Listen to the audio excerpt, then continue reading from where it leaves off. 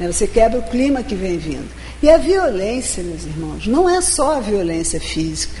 Essa, se a gente parar um dia, se a gente se propuser a durante 3 dias, fazer no final do dia um levantamento das situações violentas que nós vimos, nós vamos chegar à conclusão que fisicamente você viu 3 tipos de violência. Mas a violência contra a pessoa, contra o ser humano, contra os seus direitos, você viu 10 em cada dia que você viver. E não é considerado uma violência, né? Você ter determinadas atitudes que não valorizam o outro como alguém igual a você. Mas isso é um tipo de violência. E isso vai fazendo a pessoa se retrair, a pessoa se magoar, a pessoa querer se defender, porque muitos usam a violência dizendo que isso é uma forma de defesa. Eu estou só me defendendo. Eu tive que aprender, porque eu tomei tanta bordoada dos outros, eu ouvi tanto desaforo, que eu tive que aprender a revidar, porque eu sou igual, não vou deixar ninguém pisar em mim. Ser humilde, ser manso, não é ser bobo. Existe uma diferença muito grande em ser bom e em ser bobo. Às vezes, quando nós estamos estudando as virtudes evangélicas, parece que a gente tem que ser um bobinho. E a gente tem que ser uma pessoa que aceita tudo que o outro faz. Não é isso que Jesus veio nos ensinar. Não teve um espírito na terra mais forte do que Jesus. Jesus não foi bobo nunca. Por que Jesus não foi bobo? Primeiro, porque ele já tinha tido os avanços e tinha passado por todas as fieiras que nós estamos passando e passaremos para chegar na perfeição. E segundo, porque ele tinha clareza do papel dele neste momento, no momento em que ele estava vivendo aqui, e de onde ele queria chegar, o que ele queria com isso. Então a gente também tem que ter foco aonde e o que a gente quer fazer, né? Aonde a gente quer chegar, para a gente poder chegar lá. Então eu não posso querer me igualar àqueles que estão perto de mim e achar que eu vivo numa selva, porque é comum a gente ouvir falar que hoje nós vivemos numa selva. Uma selva diferente daqueles tempos que os homens primitivos tinham que matar, caçar e ser violentos, né? Que era pela força que eles se impunham, como da Idade Média ou de tempos atrás, onde quem ganhava era quem tinha força. A gente se iguala aos animais em determinadas coisas, mas tem uma grande diferença entre nós e os animais, é que nós temos uma inteligência, nós temos um espírito diferenciado. Nós estamos além dos instintos. Nós temos esses nossos, que a gente chama de defeitos, nós temos nossas paixões adquiridas nas nossas diversas vivências, mas nós também temos a consciência de Deus dentro de nós. Nós temos a semente de tudo o que é Deus dentro de nós. O animal não tem. Ele não age quando ele protege, quando ele não é traidor, a gente costuma dizer, né? Tem gente até que diz, eu prefiro viver com os bichos que viver com gente, porque animal não trai, animal não, né? Se ele tem carinho, ele é carinhoso. Um cachorro, por exemplo, é leal. Os homens não são leais. Isso na visão das pessoas que dizem isso. Mas nós viemos aqui para conviver com as pessoas, que tem dentro de si todo o potencial, porque tem a consciência de Deus. Quando a gente faz um negócio que não é muito legal, toca um sininho lá dentro, a gente fica se sentindo mal, por mais que a gente tenha um discurso de que a gente está fazendo certo para sobreviver.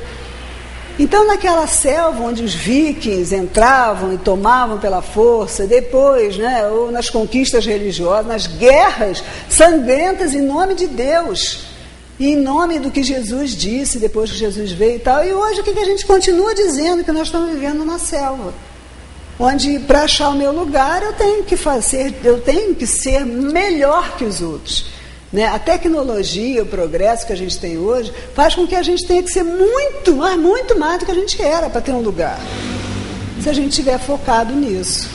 Agora, se o nosso foco estiver certo, onde eu quero chegar, o que eu quero fazer, a gente vai começando a ver que essas coisas que parecem tão normais não são, né? Hoje a gente ensina os filhos a serem competitivos. Você quer botar uma criança de 6 anos num PH da vida, para ele já estar no colégio, que ele vai poder enfrentar os outros quando ele tiver 18 anos para fazer uma faculdade, a melhor faculdade do mundo, né? E concretizar os seus sonhos, provavelmente não os dele. Então você já bota a criança no colégio que puxa muito, uma criança pequenininha aprendendo inglês, aí vai para natação, aí vai para não sei aonde, vai para não sei aonde. A criança não tem tempo de ser criança. Porque você quer que ele seja um adulto, tem um marketing seu, né? Eu fui um sucesso, criei uma pessoa top de linha, pronta para competir com qualquer um nessa selva. Mas será que você criou uma pessoa capaz de ser gentil? Será que você criou uma pessoa capaz de se doar para alguém? Será que a gente cria pessoas que são capazes de parar o que estão fazendo para olhar o outro do lado que está sofrendo ou nem está preocupado com isso? Que tipo de pessoas nós somos e nós estamos delegando, né? Nós estamos deixando um legado para aqueles que vêm? O mundo não é uma selva. Certo que a humanidade caminha a passos lentos, mas nunca retrocede. Nós nunca voltamos para um lugar onde já passamos. A nossa escala rumo à evolução é uma escala que não é uma escada, né, linear que você sobe, sobe, sobe. É como se fosse uma espiral. Você pode até ter a impressão de que você está passando no mesmo ponto várias vezes, mas você não está, você está num lugar diferente. Porque o que você aprendeu e a experiência que você adquiriu com o que você fez antes te tornou diferente do que você era naquele momento. Então, às vezes, parece que a gente não caminha, parece que a gente não está conseguindo, mas a gente está se vendo de outra forma, a gente está conseguindo ser diferente. Agora a gente tem que se esforçar. Se a gente desanimar, acomodar, achar que não dá, que é assim mesmo, a gente também não fica no mesmo lugar, porque pelo amor ou pela dor a gente toma uns trancos para a gente sair do lugar. Então, não é melhor que a gente se dedique, que a gente queira, né? A gente queira estar nesse lugar. E que a gente procure, né, ser humilde perante a Deus e ter essa caridade com o próximo. Procure esses valores da mansuetude, da afabilidade, da doçura.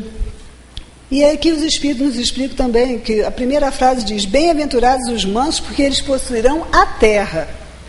E os Espíritos sinalizam: por que a terra? O reino de Deus não é no outro mundo? Então eles também nos esclarecem o seguinte: a força, essa violência de que a gente vem falando, é o que faz o homem conquistar, né? Submeter os outros, humilhar o outro. E aí Jesus vem e nos diz assim, que os homens, a gente para viver aqui precisa sim ter bens materiais, ter um trabalho, e faz parte uma das leis de Deus é a lei do trabalho. É através do trabalho que a gente aprende a se relacionar, a gente aprende a crescer, a gente se sustenta, a gente desenvolve. A gente precisa disso tudo sim, não é para viver olhando para o céu, esquecendo da terra, virar miserável, não. Mas não tem que dar maior valor a isso do que a essa construção interna, do que a essa construção do bem, do que esse relacionamento que a gente, desde a hora que acorda, a hora que vai dormir, tem com o outro. Somos seres de relação, não adianta ficar trancado num sítio, né, rodeado de bichos tão lindos, e não fazer nada com o outro. Porque a gente precisa do outro para comer, a gente precisa do outro para... Alguém que plante o café, alguém que colha, alguém que vai, moa. É o processo, até eu tomar um cafezinho, eu preciso de alguém. Mesmo que eu quiser fazer uma plantação, eu não vou conseguir plantar tudo do que eu necessito, fazer roupa. É assim que Deus nos fez. Vamos nos render a isso. E gostar de gente, gostar do outro. Porque virtudes, qualidades, defeitos, paixões, todos temos. Somos diferentes. Nós temos que focar no positivo. Somos diferentes, mas podemos conviver. Senão, o Criador não tinha posto a gente junto. Se a gente não tivesse essa capacidade, né, de conviver. E aí ele vai falar um pouco mais aqui das virtudes da afabilidade e da doçura. E ele fala na benevolência. O que quer dizer benevolência? É a sua boa vontade para com alguém. É afeto, é estima. E essa boa vontade para com o outro produz a afabilidade e a doçura. Quando você, né, tem essa boa vontade com o outro, você vê que a pessoa está precisando, que você carrega uma caixinha porque ela está cheia de bolsa. Em vez de fingir que não está vendo, atravessar, ou fingir que está muito ocupado, pega a caixinha do outro. Né, depois do Zenta, a gente perde tudo. Né, você pensa que botou o livro aqui, o livro já sumiu, não sabe onde está o livro. Em vez daqueles que estão convivendo com você, fingir que não estão vendo, você está louco atrás do livro, e te ajudar a procurar. Aí você acha, achei. Isso acontece várias vezes num dia. Se você não tiver quem te ajude, você vai dizer que você ficou estressado por causa disso. Né? Então, estar disponível para o outro não precisa ser em grandes coisas. Mas eu não posso viver me doando para os outros. Mas você tem a oportunidade, num dia, de se doar para alguém de alguma forma, nem que seja com um sorriso, várias vezes. De você não ser aquela pessoa de tô mal, não falo com ninguém. Hoje eu tô ruim, então não falo com ninguém. Passo por você tem que ter paciência, porque eu não tô bom. Só de você se trabalhar para dar um sorriso, mesmo quando você não estiver bem, você está avançando. Os nossos avanços são nas pequenas coisas. É estar disponível para o outro, mesmo que onde você viva, falar, mas você é boba, você tem que pensar em você. A gente está pensando na gente quando a gente pensa no outro, porque a gente quer viver bem com as pessoas.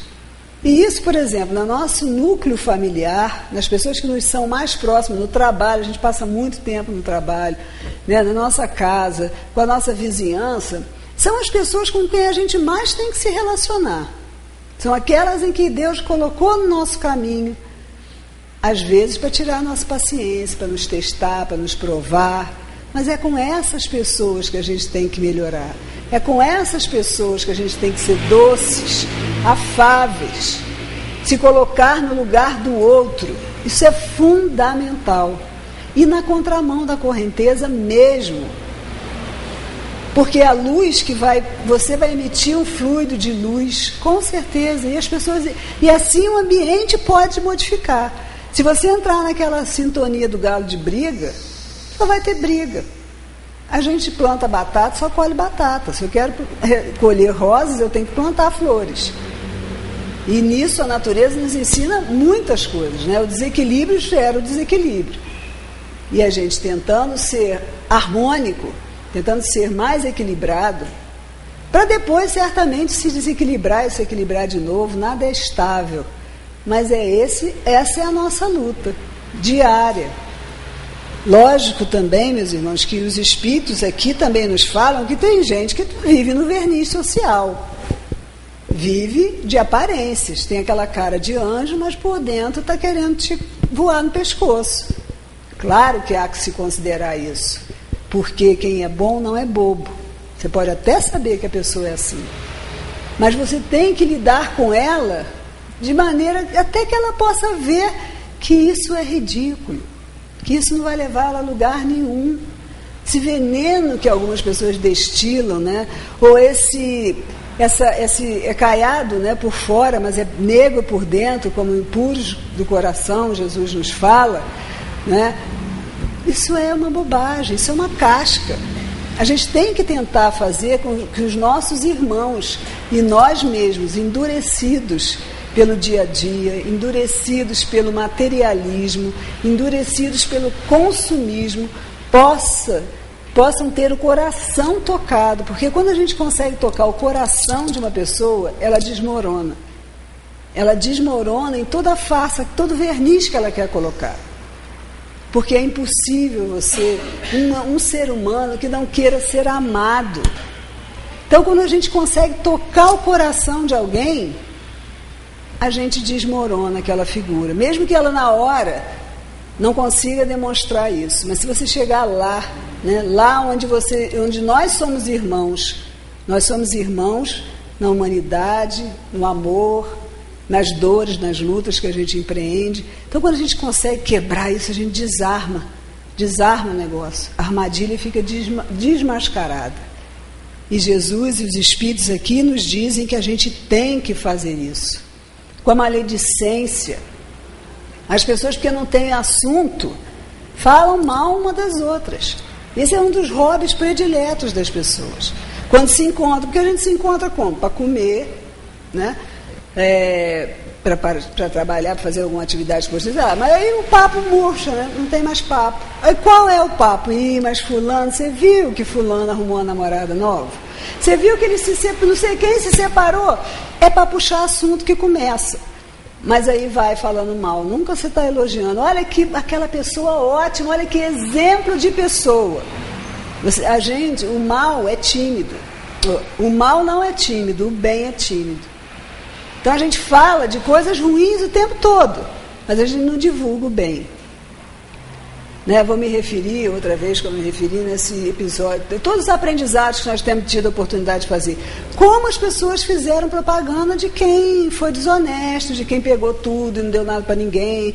Só o lado negativo. Agora, cadê as pessoas comentando quantos seres foram ajudados, quanta solidariedade civil, quanta disposição em ajudar, mesmo que a pessoa não saiba ajudar? Gente, é a intenção das pessoas que vale. Por que divulgar tanto mal? Por que ser tão maledicente? A gente ouve várias historinhas, né? Que a palavra quando solta, como se fossem penas de galinha tirada ao vento, depois você não consegue pegar. Então você faz um comentáriozinho sobre alguém e aquilo vai. O que saiu como uma suposição já chega no outro, igual o telefone sem fio, né? Como uma verdade, no outro já aumentou, no outro não sei o quê. Que grande mal na humanidade é a maledicência. Mas que às vezes a gente comete sim, porque a gente quer ter assunto, quer estar na moda. Nós temos 2 ouvidos e uma boca. Nós temos que aprender a escutar. Porque para falar, quando vai falar besteira, não fala, fica quieto. Ah, mas aí eu não vou me sobressair.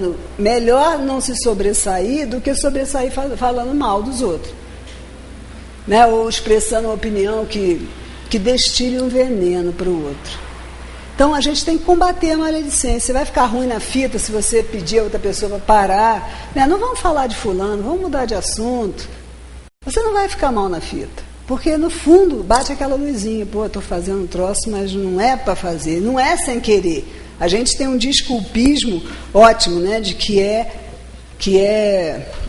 a gente fez sem querer, que a gente não estava com aquela intenção. A gente é muito tirano ao julgar os outros e é muito complacente com o que a gente faz. A gente tem que realmente julgar por que motivo, né? Qual foi a minha necessidade de fazer aquilo? Para mostrar que eu sou melhor. O que estava no fundo daquilo que eu estava fazendo? Né? E os espíritos também falam nesse momento da questão familiar mesmo, porque você tem um verniz, todos nós temos um verniz social fora, mas quando chega dentro de casa, que é o seu território, aí a gente deixa surgir dentro o que a gente tem. A gente grita, a gente se aborrece, a gente fala besteiras que depois a gente se arrepende, não dá para engolir de novo. É nesse ambiente, né, onde é mais íntimo, onde é mais próximo, onde a gente mais faz bobagem. Porque a gente relaxa, a gente não vigia, a gente não está preocupado em agradar, de repente, porque a gente acha que já agradou, já está tudo certo. Então a gente precisa estar atento, vocês estão percebendo, 24 horas por dia, para que a gente não caia nessas pequenas armadilhas, mas que são tão prejudiciais para a gente. É melhor não ter coisas materiais, é melhor não ter casa própria, é melhor não ter sapato bonito, andar de sapato furado, é melhor não estar bem diante dos outros na sociedade, né, materialmente falando, mas estar bem, em paz. Porque quando a gente chega na espiritualidade, ninguém pergunta o que a gente conseguiu financeiramente. O que nos é perguntado é o que a gente fez, dos dons que a gente tem.